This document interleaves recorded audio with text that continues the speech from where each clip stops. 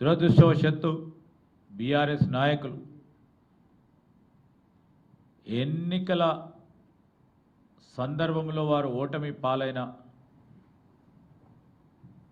అంశాలకు ఈరోజు నిరాశ నుంచి ఇంకా తేలుకోలేకపోతా ఉన్నారు. అందుకోసమే హరీష్ రావు గారు మరి అమెరికాకు పోయిన పగటి కలలను కంటూ ఈరోజు మళ్ళా తిరిగి ప్రభుత్వంకి వస్తాము, ఆపు చేస్తామని పలుకుతూ ఉన్నారు ప్రగల్భాలు. ఈరోజు మేము అడుగుతూ ఉన్నాం హరీష్ రావు గారిని, ఈ రాష్ట్రాన్ని అభివృద్ధి చెందాలా వద్దా, ఓ కార్యాచరణ తీసుకెళ్లాలని ముందుకు పోవాలని ఉందా లేదా, మీకుందా లేదా, మీ పార్టీకి ఉందా లేదా అని అడుగుతూ ఉన్నాం. మేము అడుగుతూ ఉన్నాం, ఇప్పటికైనా అసెంబ్లీ ఎన్నికల్లో ఓడిపోయినరు, పార్లమెంట్ ఎన్నికల్లో కూడా ఓడిపోయినరు, తిరిగి మేము స్థానిక సంస్థల ఎన్నికలు నిర్వహిస్తే దాంట్లో పెద్ద ఎత్తున వారు ఓటమి పాలైనరు. మరొక మారు పట్టణాలకు సంబంధించిన ఎన్నికలు జరిగితే దాంట్లో కూడా ఓడిపోయినరు. అయినా కానీ మీ బుద్ధి మారతలేదు. ఈరోజు నేను అడుగుతూ ఉన్నాం, ఇట్లాంటి చీప్ పాలిటిక్స్ చేయొద్దు. మా ఆలోచనను ఒక విధంగా ప్రజలు కోరుతా ఉన్న అంశాన్ని ముందుకు తీసుకెళ్తే డైవర్షన్ పాలిటిక్స్ తీసుకురావాలని, లేకుంటే బ్లాక్మెయిలింగ్ పాలిటిక్స్ చేయాలనే ఆలోచన చేయటం తప్ప అసలు మీరేమనుకుంటున్నారు?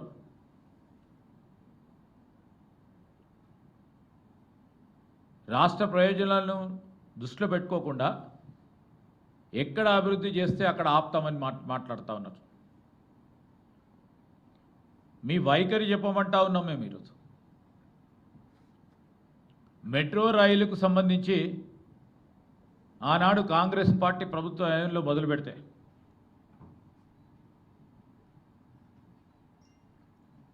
ఆనాడు కాంగ్రెస్ పార్టీ ప్రభుత్వంలో కేంద్రంలో ఉన్న మా యూపీఏ ప్రభుత్వం సోనియా గాంధీ గారు, ఆ రోజు పట్టణాభివృద్ధికి సంబంధించిన కేంద్ర మంత్రిగా ఉన్న జైపాల్ రెడ్డి గారు, ఇక్కడ కాంగ్రెస్ ముఖ్యమంత్రి పరంగా ఉన్న రాజశేఖర్ రెడ్డి గారు ఆధ్వర్యంలో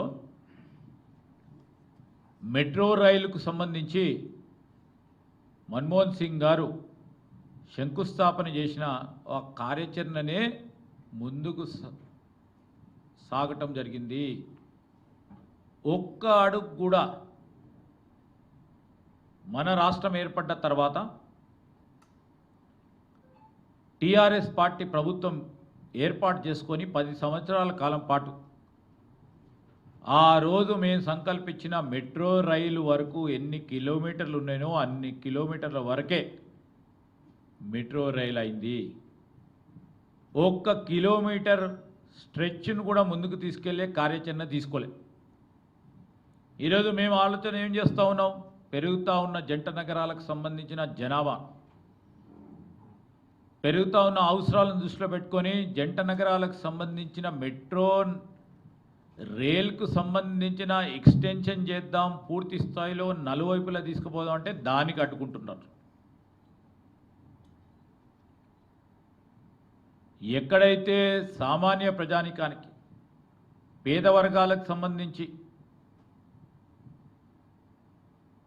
పట్టణంలో ఒక ప్రాంతం నుంచి ఇంకో ప్రాంతానికి పోవాలన్నా వారికి వీలు సంకల్పన గురించి ట్రాన్స్పోర్ట్ కమ్యూటింగ్ ఫెసిలిటీని క్రియేట్ చేయాలని ముఖ్యమంత్రి గారు ఆలోచన చేస్తే వద్దు,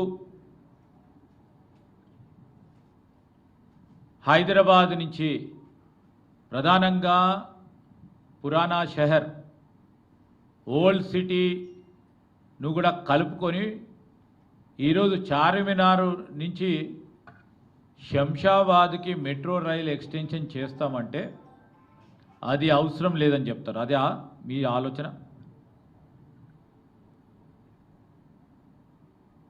ఈరోజు బుల్లెట్ ట్రైన్కు సంబంధించి మా ప్రతిపాదనలు, రాష్ట్ర ప్రభుత్వానికి సంబంధించిన ప్రతిపాదనను రైల్వే శాఖకు సంబంధించిన కేంద్ర ప్రభుత్వం ఆమోదం తెలిపితే దాన్ని బుల్లెట్ ట్రైన్ ఎందుకు మనకు అని మాట్లాడే తీరే విధంగా ఉందంటే టీఆర్ఎస్ పార్టీ నాయకులకు సంబంధించి ఈ రాష్ట్రాన్ని అభివృద్ధి పదంలో నడపొద్దు, రాష్ట్రంలో ఎక్కడ కూడా ఏ పని జరగొద్దు. మేము చెప్తా ఉన్నాం, ప్రజలు కోరేదే మేము ఆలోచన చేస్తాం. ఈరోజు భారత్ ఫ్యూచర్ సిటీకి సంబంధించి కూడా ఈరోజు టీఆర్ఎస్కి సంబంధించిన నాయకులకి హరీష్ రావు గారికి చెప్తా ఉన్నాం, భారత్ ఫ్యూచర్ సిటీకి సంబంధించి ప్రజలు ఏం కోరుకున్నదే అక్కడ నిలబెడతాం. ప్రజలు ఏం కోరుకున్నారు? అక్కడ కాలుషితం సంబంధించిన అక్కడ కర్మాగారాలు రావద్దు అని ప్రజలు ఎన్నికల ముందు స్పష్టంగా మాట చెప్పడం జరిగింది. కానీ వాళ్ళు ఈరోజు ఏమంటున్నారు? పొల్యూటింగ్ ఇండస్ట్రీస్ తీసుకొచ్చే కార్యక్రమం చేస్తుందా లేదా ఈ ప్రభుత్వం? మేము వస్తే దీన్ని అడ్డుకుంటాం, భారత్ ఫ్యూచర్ సిటీకి సంబంధించి పొల్యూటింగ్ ఇండస్ట్రీసే తీసుకొచ్చే కార్యక్రమం చేస్తామని చెప్తా ఉన్నారు. ఈరోజు మేము చేసేది భారత్ ఫ్యూచర్ సిటీ సంబంధించి తెలంగాణ ఆర్థిక వ్యవస్థకు సంబంధించి దాన్ని ఒక ప్రధానమైన ఇంజన్గా ముందుకు తీసుకెళ్లాలని ఆ ప్రయత్న భాగంలోనే ముందుకెళ్తాం. కలుషితమైన పరిశ్రమలు రాకుండా ఈరోజు అక్కడ పరిశ్రమలను ఏర్పాటు చేసుకొని దానికి కావాల్సిన ఈకోసిస్టమ్ని డెవలప్ చేస్తూ మా ప్రభుత్వ ముఖ్య ఉద్దేశం, ముఖ్యమంత్రి గారి ముఖ్య ఉద్దేశం ఈ రాష్ట్రానికి సంబంధించిన యువతకి పెద్ద పెట్టున ఉపాధి కల్పించాలి.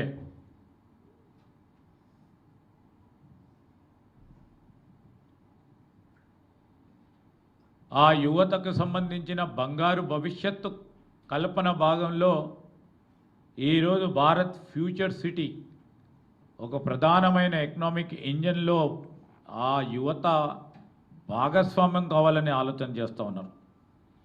దీన్ని రద్దు చేస్తామని చెప్తా ఉన్నారే, నేను అడుగుతా ఉన్నా, రాష్ట్రానికి సంబంధించిన యువత భవిష్యత్తు మీకు అవసరం లేదా చెప్పండి హరీష్ రావు గారు.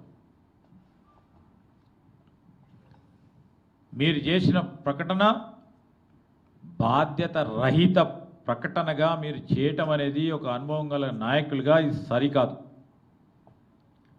మనము అంతర్జాతీయ స్థాయిలో ఈ తెలంగాణకు గొప్ప బ్రాండ్ ఇమేజ్ రావాలని, ఒక ప్రధానమైన ఇన్వెస్ట్మెంట్ డెస్టినేషన్ కావాలని మేము పూర్తి స్థాయిలో ప్రయత్నం చేస్తూ ఉంటే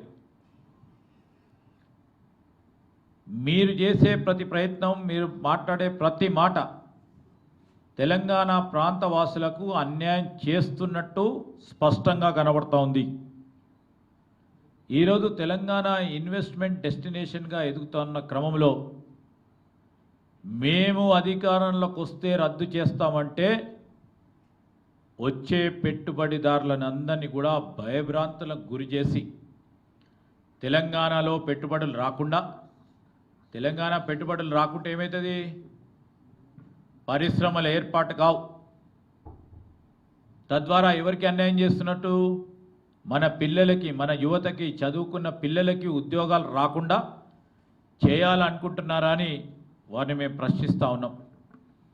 అంటే ఈ సందర్భంలో రాష్ట్ర ప్రయోజనాలు పక్కన పెట్టుకొని, అదంతా కూడా పక్కన పెడదాం, రాష్ట్ర ప్రయోజనాలను పక్కన పెట్టి ఈరోజు బీఆర్ఎస్ పార్టీకి సంబంధించిన వారి స్వార్థ రాజకీయాలే ప్రాధాన్యమని చెప్పకనే చెప్తా ఉన్నారు. మీరు గుండెపై చేసుకొని ఆలోచన చేయండి. ఒక అంతర్జాతీయ సంస్థ 100 కోట్ల పెట్టుబడి పెట్టడానికి మనం రాష్ట్రానికి వచ్చేటప్పుడు ప్రతిపక్షంలో ఉన్న మీరు మేము ఫ్యూచర్ సిటీని రద్దు చేస్తాం అని బాధ్యత రహితంగా ప్రకటనలు చేస్తే ఆ కంపెనీలు, ఆ వ్యవస్థలు పక్క రాష్ట్రాలకు పోవటానికి మీరు తోడ్పాటు చేస్తూ ఉన్నారు, మీరు ప్రోద్బలం చేస్తూ ఉన్నారు. దీనికి మీరు సమాధానం చెప్పాలి. మీ రాజకీయం కోసం సంస్థలను భయపెట్టించే కార్యక్రమం భాగంలో భారత్ ఫ్యూచర్ సిటీని రద్దు చేస్తామన్నది ఎంతవరకు సమంజసం? ఒకసారి ఆలోచన చేయండి. ప్రభుత్వం మారినప్పుడల్లా పాత ప్రాజెక్టులను రద్దు చేస్తాం అంటే అసలు అభివృద్ధి జరుగుతుందా? ఈరోజు ఉదాహరణ తీసుకుందాం. ఆ రోజు కాంగ్రెస్ పార్టీ ప్రభుత్వంలో సాఫ్ట్వేర్ రంగానికి సంబంధించి పెద్ద ఎత్తున పీట వేయాలని ఇక్కడ సాఫ్ట్వేర్ టెక్నాలజీ పార్క్కి ఆ రోజు శంకుస్థాపన చేసింది కాంగ్రెస్ పార్టీకి సంబంధించి ఆ రోజు ప్రభుత్వ అధినేతగా ఉన్న కాంగ్రెస్ ముఖ్యమంత్రి గారు 92వ సంవత్సరంలో. తదుపరి వచ్చిన ప్రభుత్వాలు మేమున్నాం, తర్వాత ఇతర పార్టీకి సంబంధించిన ప్రభుత్వం వచ్చింది, దాని తర్వాత మా ప్రభుత్వం వచ్చింది. 10 సంవత్సరాల కాలం పాటు ఎక్కడ కూడా ఆ సాఫ్ట్వేర్ టెక్నాలజీ పార్క్ను రద్దు చేసి, లేకుంటే మా ప్రతిపక్షంలో ఉన్న ఆ పార్టీ చేసిన ఆ కార్యక్రమాన్ని రద్దు చేసి ముందుకు పోతాం అని మేము ఎప్పుడు చెప్పలే, ఎప్పుడు చేయలే, ఎప్పుడు భయపెట్టలే. ఒక పాజిటివ్ వాతావరణాన్ని, ఈ రాష్ట్ర ప్రజలకు సంబంధించిన అభివృద్ధి సంక్షేమం దాంట్లో ముడిపడి ఉంది కనుక దానికి ముందుకు తీసుకెళ్లే ప్రయత్నంలో పాలసీ కంటిన్యూటీ, అదేవిధంగా ముఖ్యమంత్రి గారు పదే పదే చెప్పినారు, పాలసీ పారాలిసిస్కు సంబంధించిన అంశం కూడా ఎక్కడ ఏ కోణాన ఏ క్షణాన ఎక్కడ కూడా రాకూడదు. రాష్ట్ర ప్రయోజనాలు ముఖ్యం. గత ప్రభుత్వాలు ఏదైనా మంచి నిర్ణయాలు తీసుకుంటే దాన్ని ముందుకు తీసుకెళ్లే ప్రయత్నం చేస్తామని బేషిజాలకు పోకుండా మన ప్రభుత్వం మన రాష్ట్రానికి సంబంధించిన ప్రయోజనాలు ముఖ్యమని మేము నడిస్తే ఈరోజు రాష్ట్ర ప్రయోజనాలు మాకు ముఖ్యం కాదు, మా రాజకీయాల అవసరమని ముందుకు తీసుకెళ్తా ఉన్నారు. ఆ రోజు శంషాబాద్ ఓఆర్ఆర్ రాజశేఖర్ రెడ్డి గారి హయాంలో Shamshabad international airport ORR project మొదలైనప్పుడు అప్పుడు కూడా అప్పటి ప్రతిపక్షాలు, మీరు గుర్తునే ఉంటాయి పాత్రికేయ మిత్రులందరికీ, ఇవన్నీ కూడా రియల్ ఎస్టేట్ దందాలు అన్నారు, స్కామ్లు అని పెద్ద ఎత్తున ముందుకు తీసుకెళ్ళారు. ఆ తర్వాత వచ్చిన ఏ ప్రభుత్వమైనా కానీ వాటిని రద్దు చేసిందా? ఆ రోజు ఆ ప్రాజెక్టులకు వచ్చినాయి కనుకనే ఇవాళ హైదరాబాద్ చుట్టుపక్కల ఎంత అభివృద్ధి జరిగిందో స్పష్టంగా కనబడతా ఉంది. ఆ రోజు హైటెక్ సిటీకి సంబంధించి కూడా ఆ రోజు మేము సాఫ్ట్వేర్ టెక్నాలజీ పార్క్కు సంబంధించిన మొదలు పెడితే దాని తదుపరి వచ్చిన ప్రభుత్వం ఇంకా పార్కులు ఏర్పాటు చేస్తే కాంగ్రెస్ ప్రభుత్వం దాన్ని రద్దు చేయడం జరిగిందా? ఇంకో అడుగు ముందుకేసి పెద్ద ఎత్తున సైబరాబాద్ని డెవలప్ చేశాం. ఆ రోజు మేము పునాదులు వేయటం జరిగింది కనుక ఇదన్నిటిని కూడా గ్లోబల్ హబ్గా ఎదగటానికి ఆస్కారం పొంది. ఇప్పుడు మనకు కావాల్సింది ఏంది? మారుతా ఉన్న టెక్నాలజీ, మారుతా ఉన్న సాంకేతిక పరిజ్ఞానం, ఆర్టిఫిషియల్ ఇంటెలిజెన్స్కి సంబంధించిన యుగం వచ్చింది. 90లో కంప్యూటర్లు వస్తే ఇవాళ ఏఐకి సంబంధించిన ఆ క్రమంలో టెక్నాలజీని డెవలప్ చేస్తూ ఈరోజు ఆ టెక్నాలజీ పెరుగుతూ ఉన్న సందర్భంలో ఏ విధంగానైతే హైటెక్ సిటీ మనం అందరం కలిసి డెవలప్ చేయటం జరిగిందో, భావి తరాలకు సంబంధించి భారత్ ఫ్యూచర్ సిటీని పెద్ద ఎత్తున ముందుకు తీసుకెళ్లాలనే ఆలోచన చేసింది మా ప్రభుత్వం, ముఖ్యమంత్రి గారు. ఈరోజు మారుతా ఉన్న కాలానికి అనుగుణంగా మనం మారకపోతే మన పిల్లలకు సంబంధించి మన యువతకు సంబంధించిన ఉద్యోగాలు ఎక్కడి నుంచి వస్తాయి? ఈరోజు పరిసరాలకు సంబంధించిన మెట్రోపాలిటన్ సిటీకి సంబంధించి ఇటు బెంగళూరు కానీ అటు చెన్నై కానీ అటు ఉన్న ముంబై కానీ మనకంటే పక్కన ఉన్న పూణే కానీ ఈ మెట్రోపాలిటన్ సిటీస్తో పాటు పూణే లాంటి ఒక సిటీ కూడా దూసుకుపోతూ ఉంటే ఇంకా మనం పాతకాలంలో ఉండాలి, ఇది సరికాదు అని ప్రత్యేకంగా బీఆర్ఎస్ పార్టీ నాయకులు చేస్తూ ఉన్న కుట్రలు ఈ రాష్ట్ర ప్రజలు సహించరు. రాష్ట్ర అభివృద్ధి గురించి మరి ముఖ్యమంత్రి రేవంత్ రెడ్డి గారి నాయకత్వంలో మా ప్రభుత్వం మా సహచరులు అందరూ కూడా కృషి చేస్తూ ఉంటే ఓర్వలేక అధికారం లేదని నిజంగానే అనేక సందర్భాల్లో అనేక మంది చెప్తూ ఉంటారు. ఒక యాగం చేసేటప్పుడు రాక్షసులు అడ్డుకునే విధంగా వారి ప్రవర్తన కనబడతా ఉంది. తప్పుడు ప్రచారాలతో బద్నాం చేయాలనే ఆలోచన తప్ప ఒక ప్రోగ్రెసివ్గా ఆలోచన చేద్దాం, కన్స్ట్రక్టివ్ క్రిటిసిజం చేద్దామనే ఆలోచన లేకుండా పాలసీ విధానంలో ఎక్కడైనా మార్పులు పేర్పులు చేస్తే ఈరోజు 10 మందికి వచ్చే ఉద్యోగాలు 1000 మందికి వస్తాయనే ఆలోచనలు ఇవ్వకుండా వచ్చే ఉద్యోగాలను అడ్డుకోవాలనే ఆలోచన చేస్తూ ఉన్నారు. ఈరోజు మేమేం చెప్పినాం, ఫార్మాసిటీకి సంబంధించి కాలుష్యం లేని పరిశ్రమలు తీసుకురావడం జరుగుతుందని గత సంవత్సరమే ముఖ్యమంత్రి గారి చేతుల మీదుగా ప్రధానమైన ఫార్మా కంపెనీకి సంబంధించి వారికి అక్కడ భూమి కేటాయింపు చేయటం జరిగింది. గౌరవ హైకోర్టు కూడా ఇదే విధమైన విషయాన్ని ప్రభుత్వ పరంగా అధికారులు కూడా తెలియజేయటం జరిగింది. ఈ ఫార్మా సిటీలో లైఫ్ సైన్సెస్ పార్క్ని ఏర్పాటు చేస్తాం. ఈరోజు ఇండస్ట్రీ వస్తే ఇండస్ట్రీకి సంబంధించిన వారికి కావాల్సిన రెసిడెన్షియల్ అకామిడేషన్ అవసరం ఉంటుంది, వారికి కావాల్సిన ఎడ్యుకేషనల్ ఇన్స్టిట్యూషన్స్ అవసరం ఉంటుంది, వారికి కావాల్సిన రిక్రియేషన్ అవసరం ఉంటుంది. ఈరోజు సోషల్ ఇన్ఫ్రాస్ట్రక్చర్ ఏర్పాటు చేయడానికి తప్పకుండా ఎక్కడైనా పరిశ్రమల పార్క్ వస్తే ఆ విధంగా చేయటం జరుగుతుంది. కాలుష్యం లేని పరిశ్రమలను ఏర్పాటు చేయడం, గ్రీన్ ఫార్మాకు సంబంధించి మేము కట్టుబడి ఉన్నాము, అదే విధమైన కార్యాచరణ కూడా తీసుకుంటాం. ఇవన్నీ కూడా చూస్తూ ఉంటే ఈరోజు మీరు ఒకసారి ఆలోచన చేయండి, ఇప్పటికైనా టీఆర్ఎస్ పార్టీకి సంబంధించి ఆలోచన విధానంలో మార్పు వస్తుందని ఆశిస్తూ ఉన్నాం.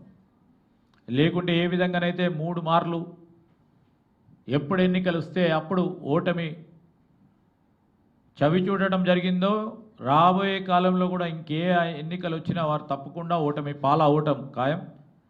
ఈరోజు కూడా మేము చెప్తా ఉన్నాము, ప్రజలు కోరిందే మేము చేస్తూ ఉన్నాం. ఫార్మా సిటీని ప్రజలు కోరలేదు, అది మర్చిపోతూ ఉన్నారు. వారు కాలుష్య రహిత పరిశ్రమలు రావాలని కోరారు. అదేవిధంగా మనం ఒకసారి ఆలోచన చేస్తే, నేను రాష్ట్ర ప్రజలకు సంబంధించి అనేక సందర్భాల్లో ముఖ్యమంత్రి గారు కానీ మా సహచరులు కానీ మేము కానీ ఈరోజు ఒకసారి మేము చాలామంది మిత్రులు ఢిల్లీకి పోవటం జరుగుతూ ఉంటుంది. అక్కడ కాలుష్యానికి సంబంధించిన అంశాలు ఆ ప్రాంత ప్రజలు ఎదుర్కోలేక ఇబ్బంది పడుతూ స్కూళ్ళు ఆఫీసెస్ చాలా రోజులుగా వారు సెలవు ప్రకటించడం, ఏ విధమైన కాలుష్య వాతావరణంలో ఆ ప్రాంత ప్రజలు ఇబ్బంది పడతా ఉన్న వైనం మనకు ఒక పక్కన కనబడతా ఉంది. ఇంకో ప్రక్కన మన పక్క రాష్ట్రాలకు సంబంధించి ఉదాహరణకు చెప్తా ఉన్నాం, బెంగళూరు లేకుంటే చెన్నైయో ముంబయో ఈ ప్రాంతాలు చూస్తూ ఉంటే ఈ రాష్ట్రాలకు సంబంధించిన ప్రధానమైన పట్టణాలకు సంబంధించి అక్కడ ట్రాన్స్పోర్టేషన్కి, కమ్యూటింగ్కి, ప్రధానంగా ప్రతినిత్యం అక్కడ ఉద్యోగస్తులు, విద్యార్థులు ఒక ప్రాంతం నుంచి ఒక ప్రాంతం పోవాలంటే గంటల కొద్దీ ఆ ప్రయాణికులు ఒక ప్రాంతం నుంచి 1 కిలోమీటర్ 2 కిలోమీటర్లు పోవాలన్నా పడతా ఉన్న ఇబ్బందులు అన్నిటిని కూడా దృష్టిలో పెట్టుకొని వాటన్నిటిని కూడా ఒక ఉదాహరణగా తీసుకొని ఇంకో 5 సంవత్సరాలకో 4 సంవత్సరాలకో 10 సంవత్సరాలకో ఈ విధంగా మన ప్రాంత ప్రజలకి, మన రాష్ట్ర ప్రజలకి, ప్రత్యేకంగా పట్టణ వాసులకు ఇబ్బంది రాకుండా ఉండే చేసే కార్యక్రమం చేయాలన్నా వద్దా, మీ వైఖరి ఏందని కోరుతా ఉన్నాం. హైదరాబాద్, సికింద్రాబాద్, సైబరాబాద్ తర్వాత ఒక సిటీని ఏర్పాటు చేయాలి. అంతర్జాతీయ స్థాయి గ్లోబల్ సిటీకి సంబంధించిన ఆ విధమైన స్టాండర్డ్స్తో సిటీని డెవలప్ చేయాలి. నెట్ జీరో సిటీని డెవలప్ చేస్తామని చెప్పాం. ఆ విధమైన ప్రయత్నం చేస్తూ ఉన్నప్పుడు దానికి గోడలు వేయటం సమంజసమా? ఈరోజు తెలంగాణ రాష్ట్రానికి సంబంధించిన ప్రజలు, ప్రత్యేకంగా జంట నగరాలకు సంబంధించిన ప్రజానికానికి సంబంధించి వారికి ఏ విధమైన అసౌకర్యం ఉండకూడదని పెరుగుతూ ఉన్న మైగ్రేషన్కు సంబంధించి, వలసలకు సంబంధించి ఈరోజు చుట్టుపక్కలకు సంబంధించిన మన జిల్లా వాసులు ప్రధానమైన మహానగరానికి రావాలే ఉద్యోగాల అన్వేషణలో కానీ, ఉద్యోగ కల్పన విషయంలో కానీ మేము స్వయాన ఈ మహానగరంలో ఉండి పరిశ్రమలు ఏర్పాటు చేసుకోవాలని, మన రాష్ట్రానికి సంబంధించిన అనేక మంది ప్రజానికంతో పాటు ఇతర రాష్ట్రాలకు సంబంధించి కూడా మైగ్రేషన్ జరుగుతున్న సందర్భంలో వారికి కావాల్సిన కనీస అవసరాలు, త్రాగునీరు కానీ, రోడ్స్ కానీ, డ్రైనేజ్ కానీ, శానిటేషన్ కానీ,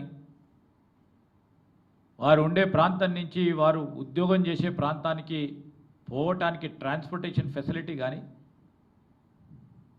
అధునాతనమైన హంగులాలతో చేయాల్సిన ప్రధానమైన బాధ్యత మా పైన ఉంది. ప్రతిపక్షంలో ఉండి మీ పైన బాధ్యత లేదు.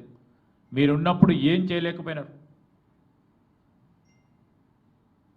అనాలోచితమైన నిర్ణయాలతో తెలంగాణ రాష్ట్రం ఏర్పడ్డ తర్వాత ఒక పక్షాన తెలంగాణ ప్రాంతానికి సంబంధించిన యువతకు ఉపాధి కల్పించాలని ఆలోచన చేయలేదు. ఉపాధి ఏ విధంగా వస్తుంది? ఈరోజు రాష్ట్రాన్ని ఒక ప్రధానమైన గ్లోబల్ సిటీగా ఏర్పాటు చేసుకొని వాణిజ్యం, వ్యాపారం పెద్ద ఎత్తున జరుగుతా అనేది జరిగే ఆస్కారం ఉన్నది అన్నప్పుడు 10 మంది వచ్చి పెట్టుబడులు పెట్టి ఉద్యోగ అవకాశాలు కల్పించడానికి ఆస్కారం ఉంటుంది. ఈరోజు మేము చేస్తూ ఉన్న ప్రయత్నం అది. మేము ఆ విధంగా సంకల్పిస్తే దాన్ని అడ్డుకునే కార్యక్రమం. మూసీ నది ప్రక్షాళన అంటే దాన్ని అడ్డుకునే ప్రయత్నం అడ్డగోలుగా, ఇష్టారాజ్యంగా విష ప్రచారం చేస్తూ ప్రధానంగా టీఆర్ఎస్ పార్టీ వారి మిత్రపక్షమైన నేరుగానో ప్రత్యక్షంగా పరోక్షంగానో ఉన్న ఇతర పార్టీ బీజేపీకి సంబంధించిన వారు దాన్ని అడ్డుకోవాలని అహర్నిశలు కృషి చేస్తున్నారు. కానీ ఈరోజు మూసీ నది ప్రక్షాళనకు సంబంధించి అనేక సందర్భాల్లో చెప్పినాం. మూసీ నది ప్రక్షాళన జంట నగర వాసులకు ఒక గొప్ప వరం. స్వచ్ఛమైన నీరు, స్వచ్ఛమైన గాలి పీల్వటానికి మూసీ పరివారిక ప్రాంతంలో ఉంటున్న ప్రాంత వాసులకు తెలుసు. అనునిత్యం వారి గాలి వీస్తున్నప్పుడు, గాలి పీలుస్తూ ఉన్నప్పుడు ఆ సందర్భంలో వారు పడతా ఉన్న ఇబ్బందులు